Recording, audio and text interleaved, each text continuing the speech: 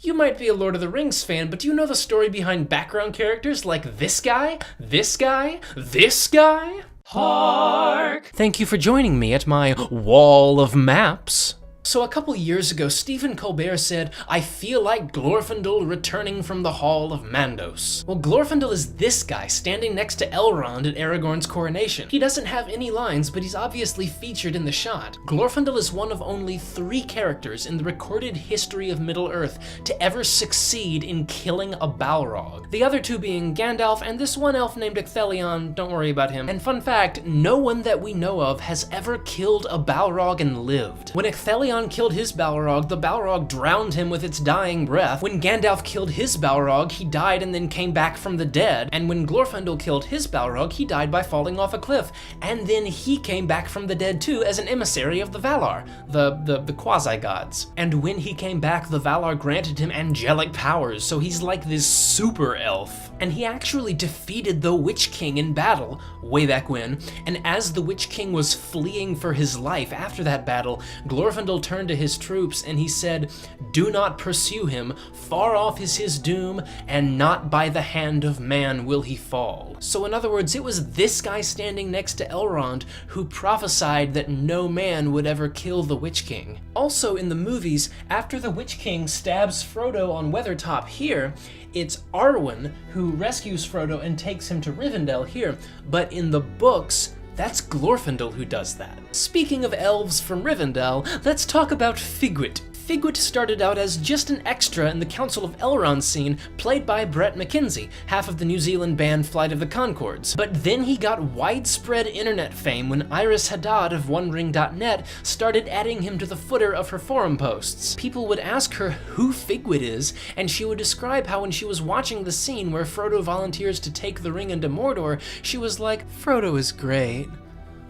Who is that?" Because she was mesmerized by the brooding good looks of this extra, whom she named Figwit. Figwit's fandom was so huge that Peter Jackson actually brought Bret McKenzie back for the 3rd movie and gave him a line as one of the elves going off to the Grey Havens. And he brought him back again in The Hobbit to play the elf Lindir, who's kind of like Elrond's Lord Chamberlain, I guess. Speaking of the Grey Havens, there's one more elf extra I want to talk about. The poem goes, 3 rings for the Elven Kings under the sky, and in the beginning of the first movie, we see this shot of those elves wearing those 3 rings. Well, this is obviously Galadriel, but who are these 2? Well, this guy with the silver hair, that's Círdan the Shipwright, and he's not just some nameless extra. So at the time in Middle-earth that the Lord of the Rings story takes place, out of the 3 main races, elves, men, and dwarves, Círdan is the oldest character in the entire series. So you got Sauron, the Balrog, and the wizards. These characters have all been around since the dawn of time because they were originally angels called Maiar. So they're the oldest characters, period. And then there's Treebeard, who's something like 20,000 years old. And then there's Círdan, who's about 10,000 years old. And then there's Galadriel and Celeborn and Glorfindel, who are all about 8,000 years old. And then Thranduil and Gil-galad, who are about 6,500 years old. By the way, Gil-galad is this guy. He was the king of all elves until Sauron killed him by burning him to death, and then Elrond took his ring of power. That's all you need to know about Gil-galad.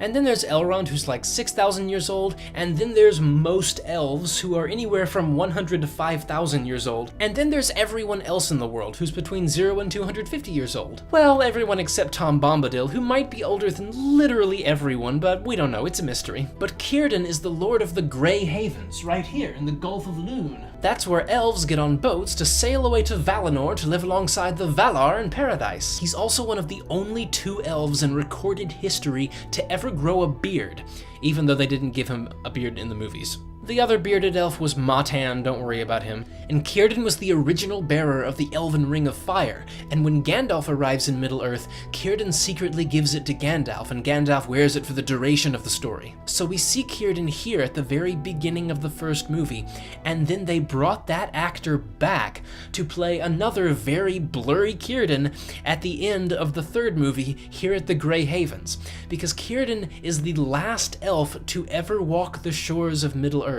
It's only after all the other elves have sailed away for Valinor that Círdan leaves himself. So it's like all the other races have to actually die to get to the afterlife, but elves are immortal, so after a while they're just like, well, I'm tired of this world, I'm gonna get on a boat and go to heaven.